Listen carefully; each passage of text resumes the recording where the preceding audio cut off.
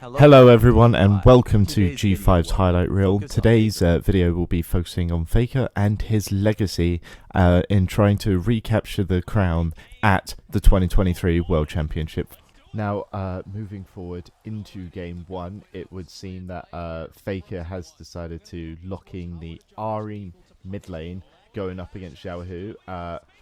Now, he is known for his slippery escapes, but unfortunately, Weiwei did come in before for a gank to take out Faker's flash, and that will unfortunately result in his untimely demise. But Faker is making sure to try and pay it back with the Ahri ult.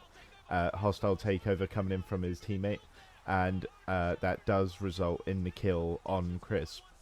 This just goes to show that even though T1 didn't have a very good start, they are trying to bounce back in the game, but this does unfortunately fall apart as Zeus dies in the top lane with Oner just managing to escape. Now what we are seeing here does look like an overextension by the Weibo jungler Weiwei, but he does turn it into a shutdown for himself, but looked like he was trying to give it to his mid lane teammate Xiaohu. And what we are also seeing is that Weibo are actually scared of Faker, as Crisp and Light are trying their best to zone away Faker away from his teammates, knowing how valuable he could be to their game plan. Now what we are seeing here is going to be Weibo doing drag, but luckily that has left Xiaohu alone in the mid lane, and Oner going to try and do his flash ultimate into his teammates. But Crisp, even though he's got no assists or kills, just proving how essential he is to the team by managing to save Xiaohu. But that served as the perfect distraction for T1 as Zeus TPs in on the Yone, manages to E and then ult all three of the members that were left on the dragon. Faker and Co are going to try and come down, clean up this mess, and make sure that drag will be going over to T1 and not Weibo. As we have seen before, Xiaohu was zoned away by Faker and his teammates. Now what we are seeing here is a classically played out T1 team fight, and it is going to look like Xiaohu's going to try and get in where he can, but unfortunately not able to as he's zoned away by Zeus and Oner. Faker managing to get his revenge onto Weiwei. Shy and Carry are duking it out until the rest of T1 are ready to take out the Shy. All that's left is Crisp. It does not seem the Lee Sin Q will hit, but it doesn't matter because Oner was saving the ultimate just for that personal one-on-one kill. Seeing here just again is T1 showing their synergy over the many years of playing together, getting the Baron after that team fight, managing to absolutely crack open Weibo's defense like a can of beans. Not much they can really do, unfortunately. Xiaohu trying to go on the flank, but just dying to the absolute blender that is T1's comp. And it does look like that with the Baron buff, not even Crisp's tankiness can help him now, as the Nexus will go down to T1, and that will be the first game going over to T1. Now, moving on into game 2 here, we are going to start off quite late into the game, about 8 minutes, with the Shy getting ganked by T1 Zeus and Oner. And he proves why he is a previous world champion, expertly dodging that 2v1 tower dive. Unfortunately though, Zeus just seems to be that little bit better, managing to just quickly secure that kill under the turret for T1 with the first blood going to him.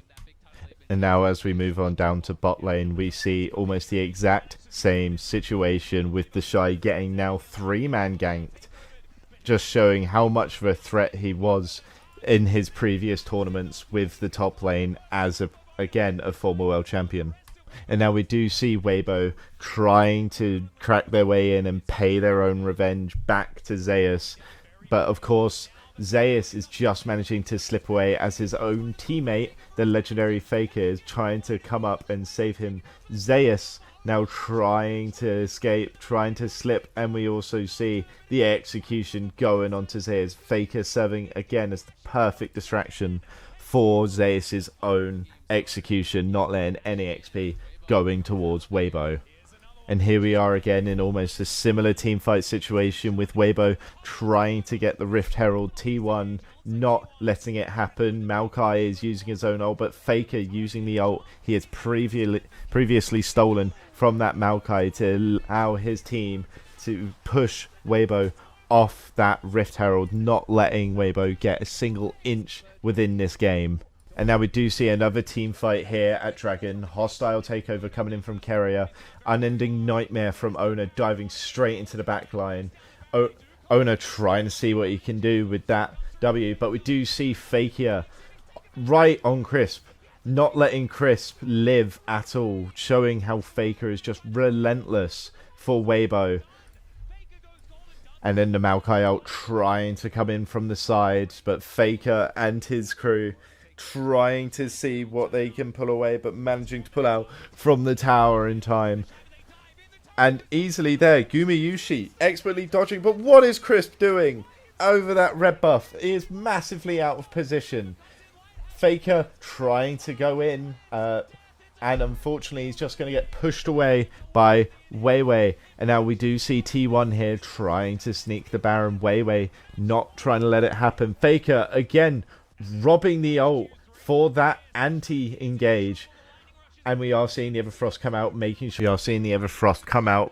sure that Crisp cannot go in, and Light just ulting away his support, trying to see what they can pick up. Faker going gold with Light right on top of him, and Faker hiding behind Keria making sure their carry does not die.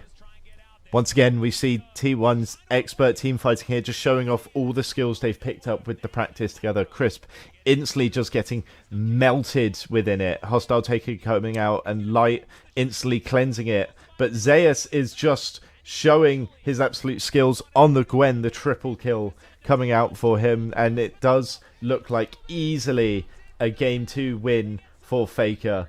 And he's just a step closer to his title and his Demon King crown. So as we do move into the third game of this series, I do just want to list off some facts about Faker to try and refocus the video onto who we all know this story is really about. And some big examples are the fact that he does not like to use skins for his champions, though there have been exceptions to this, like during the Worlds 2016 finals, he used SKT T1 Rise during Game 2 of it, if I remember correctly. Unsure of the reason for this. As of the 21st of February 2024, he is their mid laner with the most unique picks in the world, actually, as a mid laner, with his 76th pick being the newest champion in the game, Hui.